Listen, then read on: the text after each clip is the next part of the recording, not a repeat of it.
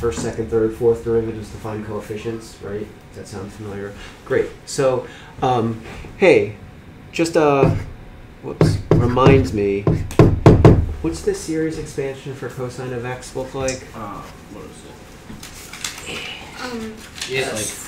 -1 or the summation sign. Yeah, just Sigma give me the term. Negative 1 to the n 2n to no, so 1 to the 2n. Okay. So what's the first term? -1 to the n. What's the first Oh. term? 1 to the Okay. 2n. No, just Sorry, Minus 1. half x squared. All right, so I'm going to do x squared over 2 factorial. And then, what is it? Plus, x to the 4th over 4 factorial. Okay, does this look familiar? Is that okay? So, I want to show you that sometimes, so if I asked, for example, for the series expansion of cosine of x squared, I want you to think about last night finding those coefficients, first derivatives, second derivatives, third derivatives. Can you see why this might make your stomach turn a little bit? Because talk to me about the first derivative. What are we going to get? Right. Cosine of x squared times 2x. Okay. And then what if I wanted the second derivative? Can you see why your stomach's going to turn a little bit more? Product rule and chain rule. And then can you see, it's going to get ugly pretty fast. It's not that bad. I mean, Okay. compared to You can do it 12 times, David. That's fine. 12, well. Right, At certain point, we'll see the pattern.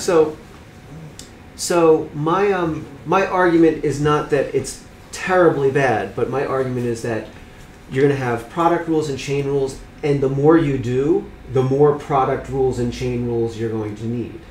Okay? Because if you have the sum of two products, next when you do the third derivative, you're going to have to use the product rule twice with the chain rules.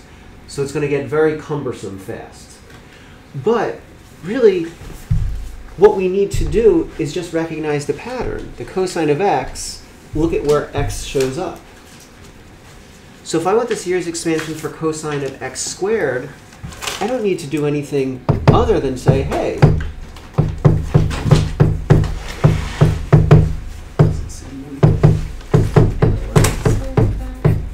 it works like that. Whoops, this is to the fourth. Sorry.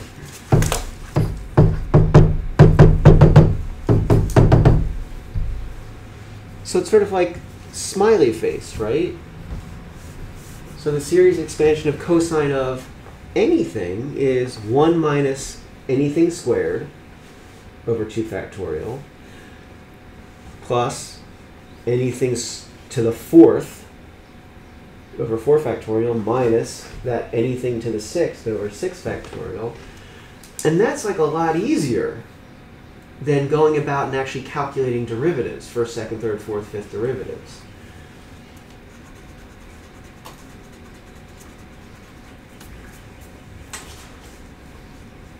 Is that okay? Is that more than okay?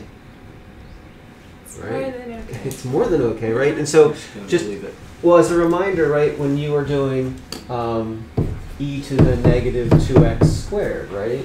That was one of the graded assignments.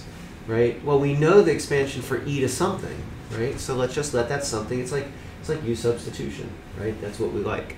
I also want to say this. If I had a totally different expansion and I want to expand this,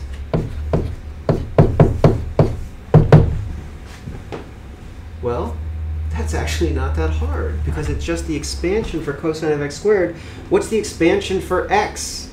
It's x, right? There's no fancy polynomial expansion for x. The polynomial for expansion for x is x. So all I'm asking you to do is multiply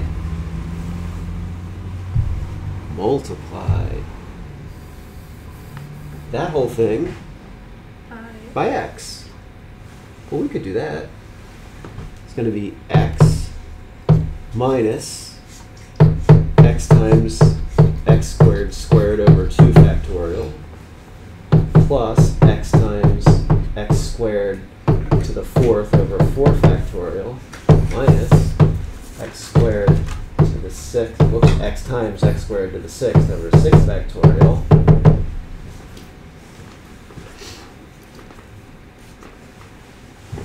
And I'm going to pause there for a second.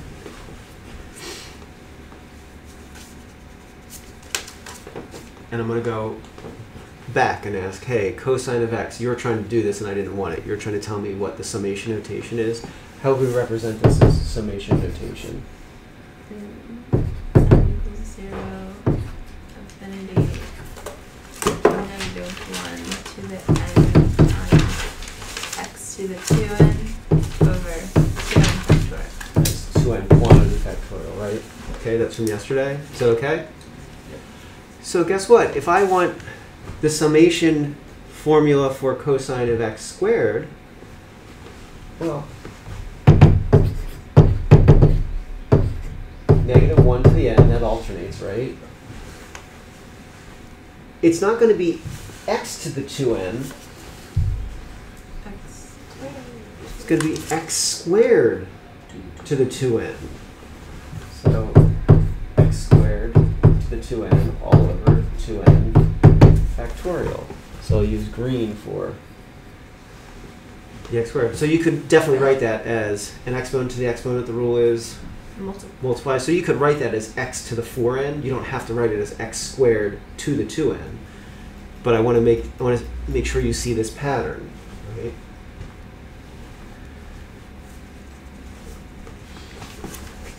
For the next one, just put the x on the outside. Yeah, so you could put the x on the outside. I'm actually going to bring it into the inside and just say, hey, it's x times x squared to the 2n. Plus 2n plus 1. So I'm going to say you can absolutely write it that way, right? So you could write it instead of x times x squared to the 2n, you could write it as x to the 4n plus 1. That'd be fine. So that's a really easy shortcut, right? Rather than having to calculate all those derivatives, you can come up with a summation formula, you can come up with the terms of the series without having to do that. Now, you can't always do that, because if I said all of a sudden, hey, what's cosine of x centered at pi halves? Well, now we're stuck having to find derivatives, right? So this is really, really convenient with Maclaurin series, and remember, Maclaurin series are centered at 0.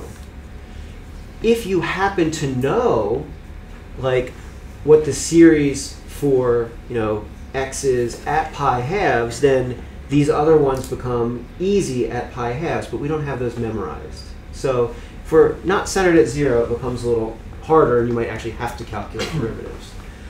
David, then Julian. So the inner function can be anything as long as this works if the inner function, regardless of what the inner function is, as long as it's centered at 0.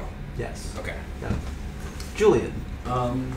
So like it's for any, let's say it asks you x times cosine x squared that centered at anything, it's always best to just do for cosine x. So if it's centered somewhere other than 0, right, you could just deal with the cosine of x squared centered somewhere else, and then multiply that whole thing by x. That would be absolutely fine. Okay. Unfortunately, it never seems to me to be that easy. Like, I always feel like when it's centered somewhere else, I'm always finding a lot of derivatives. All right, but that's not what I'm really excited about. Here's what I'm really excited about.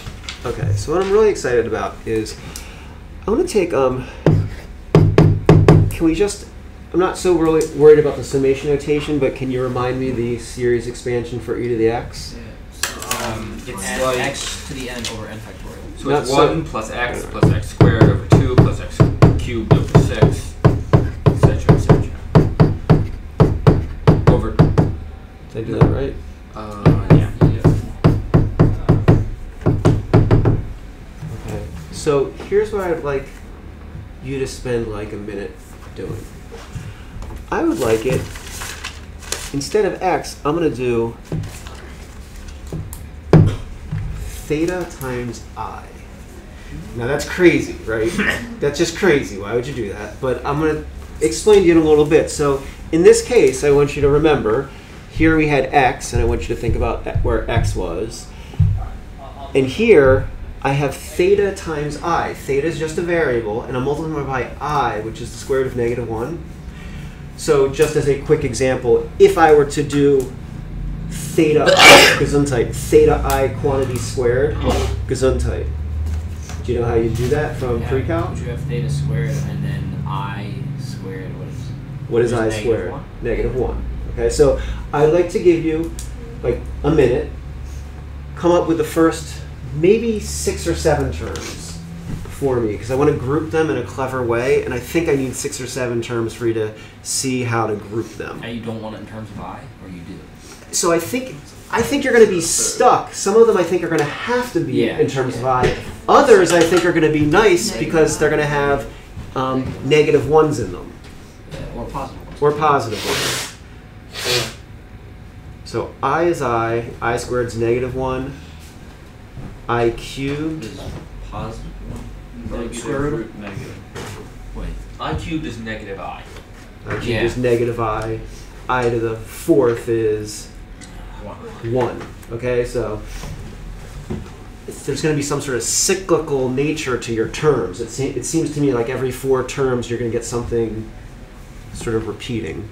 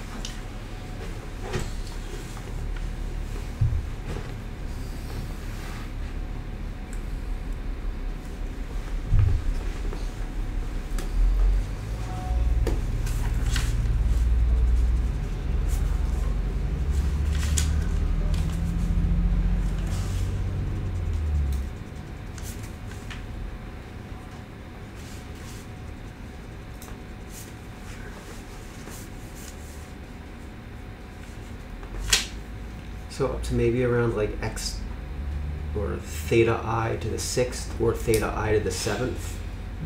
I think that'll be enough to convince you of something that's going to be quite beautiful. All right, I know this was hard, so I'll do the first term.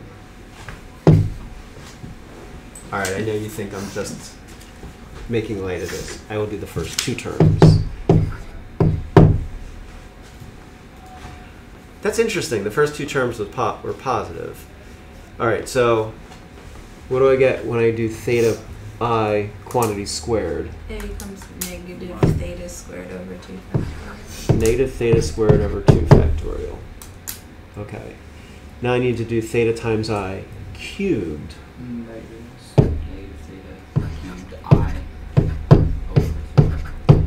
All right, now this is interesting. I just want to show. So we had 2 positive terms. Now we have 2 negative terms. And then Now we 2 have non-I's and 2 I's. All right. Yeah. So we have I, no I. All right. So the next one is going to be theta to the 4th Over 4. 20. over. I'm just going to say 4 factorial, but it is 24. I think the next one's going to be a plus, right? Theta to the 5th I over 5 factorial. Theta to the 5th I over 5 factorial. And then it starts in the beginning of the second line. All right, so I'm back to minus. Theta to the 6th over 6 factorial. And then I'll just do one more. Minus theta to the 7th I over 7. Okay. So do you think you see how the pattern would keep going? All right. Here's what I'm going to do. I'm going to take all the terms here with out and I. Is that every other term? Do you see all the blue terms? The blue terms are 1 minus something squared over 2 factorial plus something to the 4th over 4 factorial minus something to the 6th over 6 factorial. That's a pattern that I've seen before. Where have I seen 1 minus? Sine. Cosine. Is that cosine or sine? You gotta check. Cosine. Sine is the I. So I would say if I took all these blue terms, they would be the same as if I expanded cosine of theta.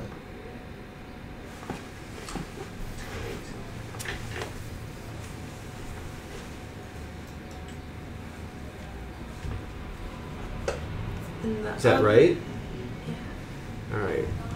Other ones are sine. Now, the other ones look a lot like sine, except You have I. there's an I in it. I sign. So I can factor out an I. This is that, oh my god, this is one of those. We're not there yet. We're almost there. It's getting cool. All right, so I'm going to pause for a second because we just did a lot of work.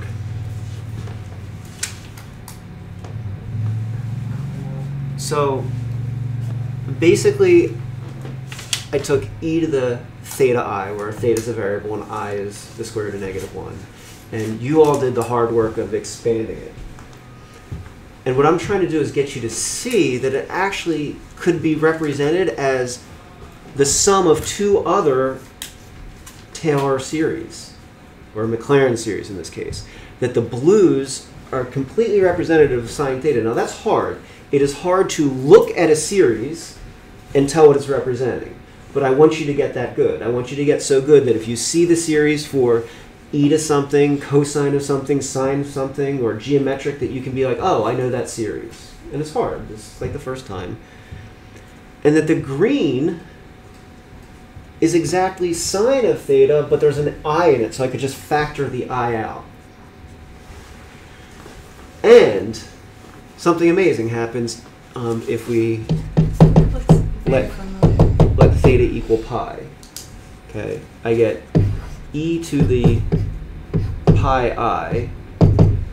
What's the cosine of pi?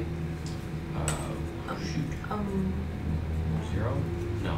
Pi negative 1. Yeah, I think it's negative 1. No. Let's think about the Yeah, cosine negative function. 1. The It's on the cosine x. function does like this. Right. There's 0, there's pi. Yeah. Right. Here's 2 pi. So that's going to be negative 1. I like the And the sine of pi, That's 0. that's 0. That goes to 0. And so this becomes, if I add 1 to both sides, e to the pi I plus 1 equals 0. And that's considered a very, very beautiful statement in math. Well, Because Why it- do you set theta equal to pi? well, Because it creates a very, very That's beautiful crazy. statement in math, right? So here's our result, and if we take it, if we plug in pi, you could plug anything in, but you don't get a very, very, you don't get as beautiful a statement. This is a pretty beautiful That statement scares because me. it takes the greatest hits of constants you know in math and puts them together in one single equation. Pi plus. It takes E, which is one of the very famous irrational constants for growth. It takes pi, which is another really famous irrational constant. It combines it with 1, which is the identity element for multiplication. And it's equal to 0, which is the identity element for addition. Yeah, go ahead. it's weird that you can leave you don't have to raise I to any power, and you can turn it into a real number. Like you can have like something raised to the power of I, but I isn't square or cubed or any of that, and you can get a real number. Like I don't. I agree. Wow. Did you? Right. I mean, so, and this is called Euler's equation, and he's the one that sort of, you can see, I mean, it's a clever equation based on, you know, calculus, math that you're taking at the end of your career.